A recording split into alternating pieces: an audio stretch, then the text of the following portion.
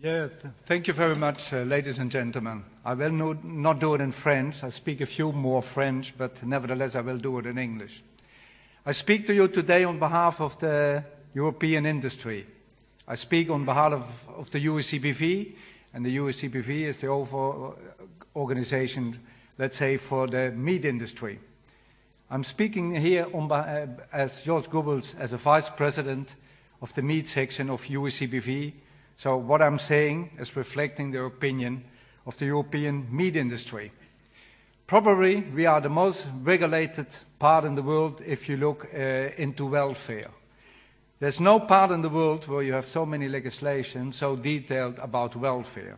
And I will get to that, let's say, later on. First, I'll tell you a little bit about USCVB. USCVB is, let's say, representing, like I said before, the industries from Europe. It's about 56 national federations, like the Dutch Federation too, 30 countries, so it's extended not just, let's say, the classical EU, but also countries outside the EU, inside Europe. We have associated to this 4 European organizations: the livestock markets, the casing industry, which is a huge industry in Europe, ship suppliers, and of course we as the Netherlands have big ship suppliers with the port of Rotterdam, poultry and game, and we have an organization that is actually coaching young managers in the meat industry. In total, about 20,000 firms of all sizes and 230,000 jobs are represented by the USCVB. So that means that we represent a huge amount of, let's say, production inside the European Union and outside in Europe. We cover the whole chain from farmer to a meat plant. So everything what is dealt with the production of animals is dealt with inside the USCBV. The farmers have their own organization called COGECA, but we work close together with them about areas like, for example, welfare. What we do is, let's say, we represent the meat industry, the livestock, and the trade in livestock.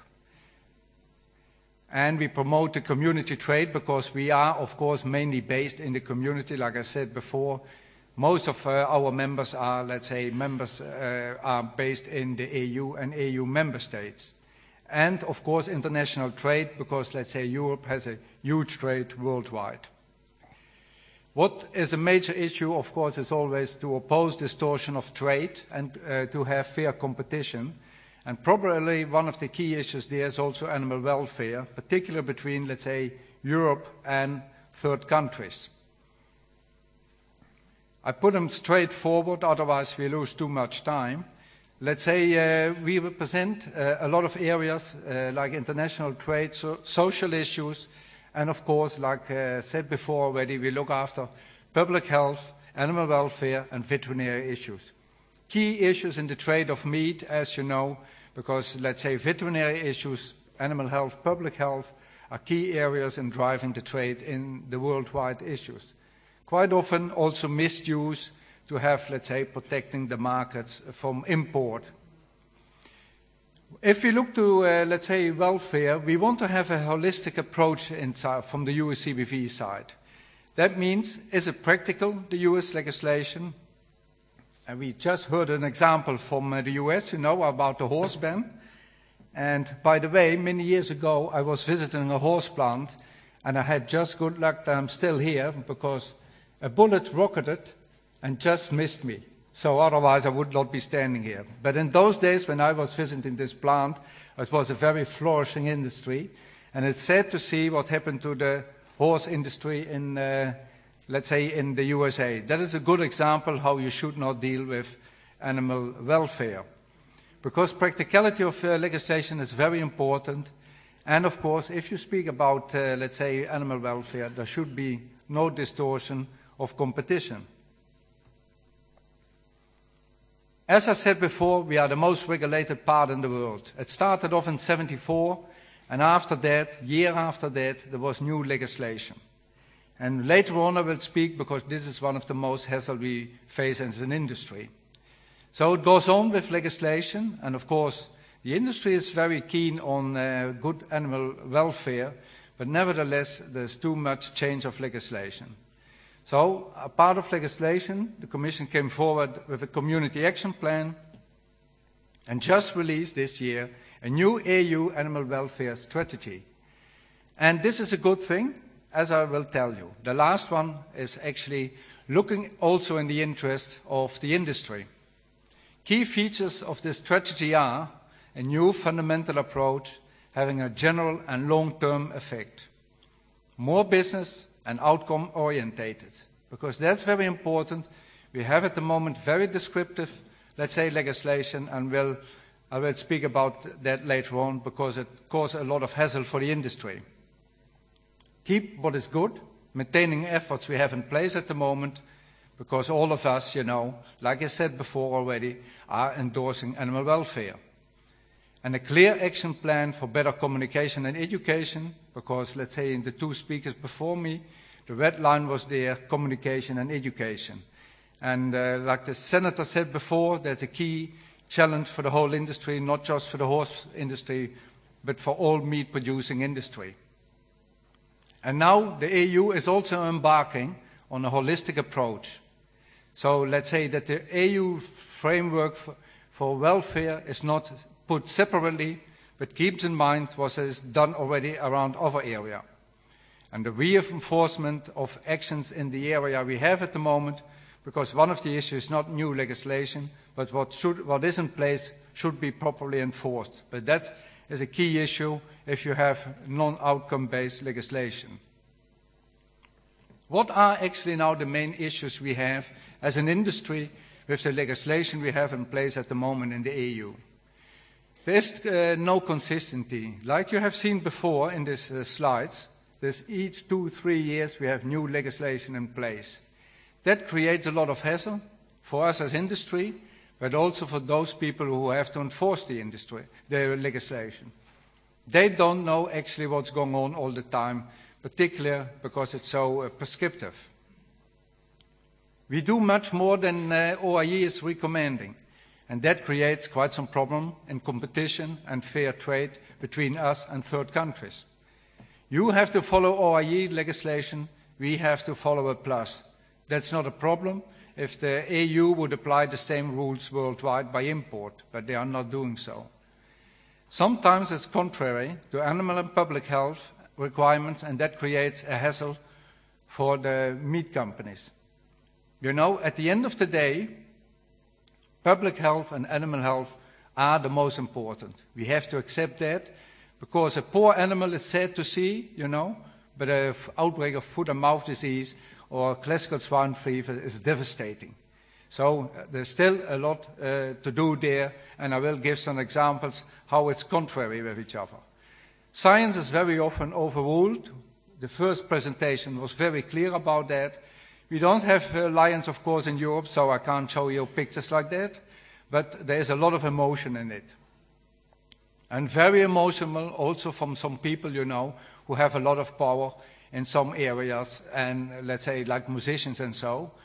They are not hampered by knowledge what we all are doing, but they just have their own ideas what should be done, and very often it's counterproductive to the animal. But it looks very good if you say it on TV or on paper, and again the senator put the finger on that point that we have to do better there. We can't blame the other people, but we have to be more proactive. Then a major hassle is the unclearness of the legislation. Let's say we are a small country in the Netherlands, but nevertheless, if you see the devastation what is caused by veterinarians who don't know how actually to apply the legislation, it creates inside the Netherlands, but as a whole of Europe, a lot of distortion of trade. Because welfare is a key issue, and if you get, let's say, a penalty for welfare, in the public opinion, it's causing you a lot of troubles. If that's, of course, correct, you should blame the messenger, but if it's done because people don't know how to apply the law, it's very sad if it hits you. Then, of course, we see extra cost. That's not a problem if that would add, let's say, a lot of welfare, because we are supporting welfare. But we make a lot of cost in the EU we could use much better to really have a big impact on welfare. A lot of costs are made due to emotion and politics. And last but not least, consumers are not well informed and very emotion driven. And a lot of people take advantage to that to raise funds or whatever, because the consumer doesn't know actually what he or she is saying. That's sad, and there's a big role to play there to inform consumers how well we are, let's say, concerned about animal welfare. Some example of contradictory legislation. We have in place legislation about the size of, let's say, the height between compartments. Other legislation regulating, let's say, cars and trucks on the road are speaking about the height of a car. All that together makes that with those legislation combined, you can have less animal on each truck. We have a major issue with pollution because we have much more trucks on the road, because we have less animals on them, and there's much more risk for animal health for the animals. The animals get shaked through the car, and let's say the more you drive with a car, the more risk is to take on in an area animal health risk. The less you transport, the better it is from a reason to avoid animal health problems. Improving the quality of floors, it's very good for animals, but it causes problem for cleaning.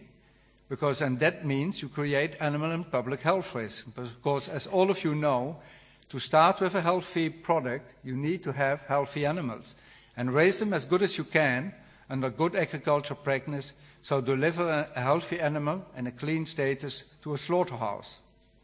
The lower loading density, like I said before, means less stability for animals, and we have good examples in the Netherlands that we had excellent transport. The government, under pressure of Brussels, changed legislation because the Netherlands, as all of you know, is part of the EU, so we follow close 100% EU legislation, and the problem was that a lot of animals had injuries.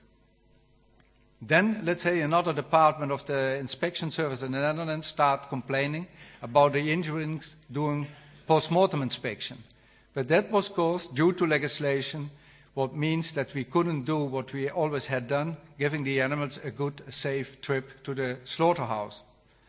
And of course, if you can't have interpretation straightforward, it creates distortion. Like I said before, you see it in a small country in the Netherlands. We see it between, let's say, countries inside in Europe. And it creates a lot of problem and a lot of hassles. So that's a major problem which we had in place at the moment. Then road controls. It's good, you know, that the animals don't transport too long without a stop. But that means also that you have to unload animals on areas where you shouldn't do it. So you have risk for particular animal health, but you create also a lot of stress for the animal.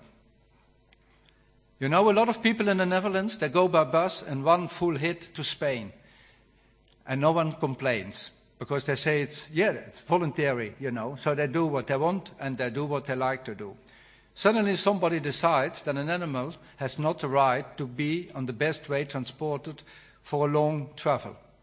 Of course you have to look and you have to have good cars and you have drinking and ventilation facility. But if that's all in place, you should look to the outcome rather than prescriptive saying after so many hours you have to stop, unload animals and feed and drink them. Because that causes a lot of stress, you get mixing up of animals, and as you know, a lot of animals start fighting with each other. Then the conclusions for us as an industry in Europe, we take animal welfare very serious. The days that it was just a non-issue for us as an industry have already passed a long time ago. We take it just as serious as we take animal and public health. But it should be able to take it serious. So we need this holistic approach that we don't need to decide to take one more priority than the other one of the angle of three. Because we see it as an angle of three. In the corners you have welfare, health, and you have, let's say, the health of people, safe food. And that means in the middle of it a safe product. And a safe product where the animal is treated very well. So there should be no contradiction in legislation between all the other areas, like environment, like animal public health, food safety, of course, and labor conditions. Because you can't say to somebody you go into a car, if it would be, let's say, loaded with longhorns like we just have seen in South Africa, then You are killing people and saving animals. And who wants to do that? No one. So that should be never the aim of legislation, I would say. So the legislation should be outcome-based. Then it would avoid distortion in trade, not just inside the EU, but also, let's say, the trade coming in from third country. Flexible and consistent, because what fits the Netherlands, what fits veal, what fits swine, what fits, let's say, horses will not fit cattle. And what fits Brazil will not fit probably the Netherlands or France. But at the end of the day, if you have outcome-based legislation, you can work towards the outcome and you can decide whatever you have to do in your specific situation. And it should, of course, never jeopardize animal or public health, because if that would ever happen, we would lose a lot of credibility with consumers, what we try to gain with putting more effort to, let's say, animal welfare. Thank you very much, and I'm keen to answer your questions.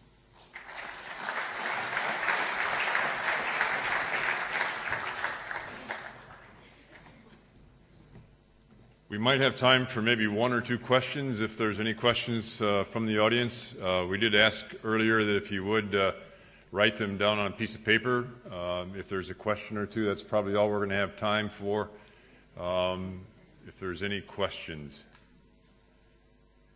If not, I would like to thank the panelists. I think it was an excellent presentations, all three of them. And I would then ask the next panelists to come forward. So we've just talked about animal welfare, and now we'll talk about human health.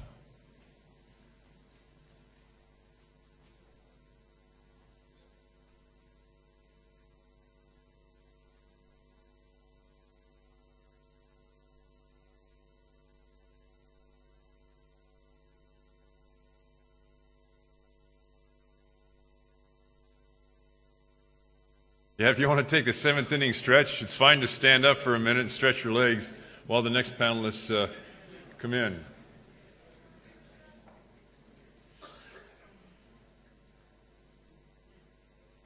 Thank you.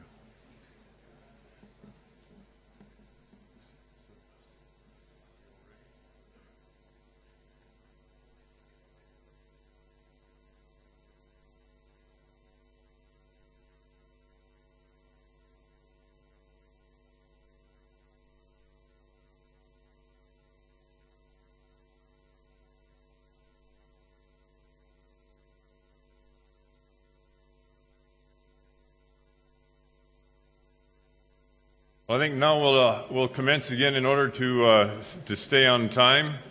We're going to change the order of the lineup here. We're going to start with Bill Layden, who's the co-founder and partner of Food Minds.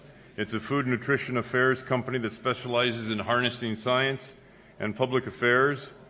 Before co-founding Food Minds, Bill directed the food nutrition group at Edelman Public Relations and Porter Novelli. So, Bill, please come forward.